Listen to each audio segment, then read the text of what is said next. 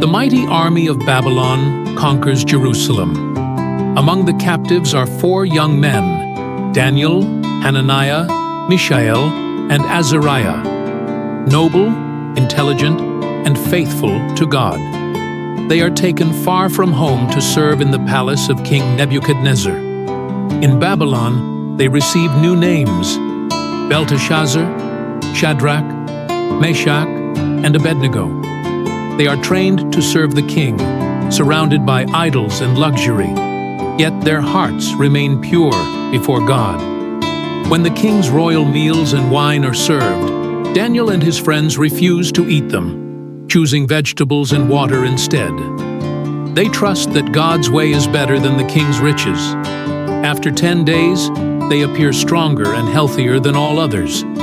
God blesses them with wisdom, knowledge, and understanding. Daniel receives a divine gift, the ability to interpret dreams. One night, King Nebuchadnezzar dreams a vision that terrifies him. He demands that his wise men tell him both the dream and its meaning, or they will be executed. No one can do it until Daniel steps forward. Daniel prays to God, and the mystery is revealed. He tells the king about a great statue made of gold, silver, bronze, iron, and clay, a vision of future kingdoms that will rise and fall. Daniel declares that God alone reveals secrets, and Nebuchadnezzar falls in awe before him. Grateful, the king promotes Daniel to a high position and appoints Shadrach, Meshach, and Abednego to serve as governors in Babylon.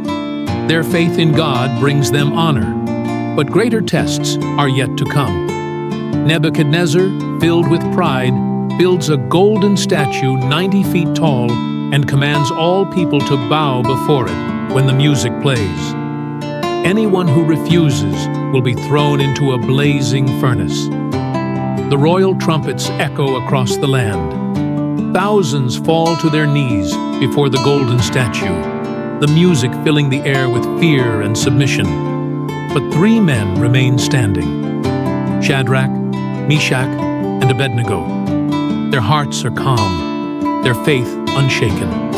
The crowd gasps, and word reaches the king. Nebuchadnezzar's face burns with rage as he shouts, "Is it true that you refuse to serve my gods or worship my image?" He threatens them with the blazing furnace, but they do not flinch. With steady voices, they declare, "O king, we do not need to defend ourselves before you. The God we serve is able to save us from the fire. But even if he does not, we will never bow to your gods." Their faith silences the crowd. They stand firm, knowing that obedience to God is worth more than life itself. The God we serve is able to save us, but even if he does not, we will never bow to your gods. The furnace is heated 7 times hotter. The 3 are bound and thrown into the flames, the heat so intense that it kills the soldiers nearby. But inside the fire, the impossible happens. The king looks into the furnace in shock. "Did we not throw 3 men bound into the fire?" he says. "But I see 4 walking freely, and the 4th looks like a son of God. God himself protects them. The flames cannot harm them." The 3 men walk out unharmed. No burns, no smoke. Nebuchadnezzar declares before all nations, "Blessed be the God of Shadrach, Meshach, and Abednego. No other God can save in this way. He honors them with power." And Daniel continues serving faithfully, even later when he faces the lion's den, proving that God rescues those who remain steadfast in faith. When life tests your faith, stand firm like Daniel and his friends. God does not always remove the fire, but he always walks with you through it.